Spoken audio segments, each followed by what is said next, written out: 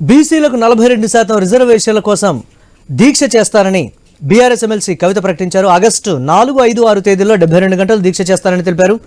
రాష్ట్ర కేంద్ర ప్రభుత్వాలపై ఒత్తిడి తెచ్చి బీసీ బిల్లు సాధించుకోవాలని పిలుపునిచ్చారు. తమిళనాడులో గవర్నర్ జాప్యం చేస్తే కోర్టుకు వెళ్లారన్నారు. రాష్ట్ర ప్రభుత్వం గవర్నర్ వద్ద పెండింగ్ అంశంపై కోర్టుకు ఎందుకు వెళ్లడం లేదని కవిత ప్రశ్నించారు. కాంగ్రెస్ బీజేపీకి ఉన్న ఒప్పందంతోనే రేవంత్ రెడ్డి ప్రభుత్వం కోర్టుకు వెళ్లడం లేదని ఆరోపించారు.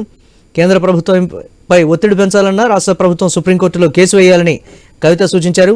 గవర్నర్, రాష్ట్రపతి వద్ద ఉన్న పెండింగ్ బిల్లులపై తమిళనాడు ప్రభుత్వం సుప్రీంకోర్టుకు వెళితేనే తీర్పు వచ్చిందని గుర్తు చేశారు. కాంగ్రెస్ పార్టీకి చిత్తశుద్ధి ఉంటే కోర్టులో కేసు వేయాలని డిమాండ్ చేశారు.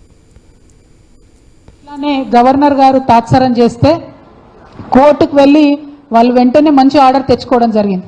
ఎస్పెషల్లీ ఆర్డినెన్స్ ఇచ్చినప్పుడు గవర్నర్ ఇన్స్టిట్యూషన్కి ఎటువంటి హక్కులు కూడా లేవు వాటిని డీలే చేయడానికి. కానీ ఇప్పుడున్నటువంటి గవర్నర్ గారు డీలే చేస్తూ ఉన్నారు. ప్రభుత్వాన్ని నేను డిమాండ్ చేస్తున్నా, మీరు ఎందుకోసం వెంటనే కోర్టుకు వెళ్లకుండా ఆగుతూ ఉన్నారు?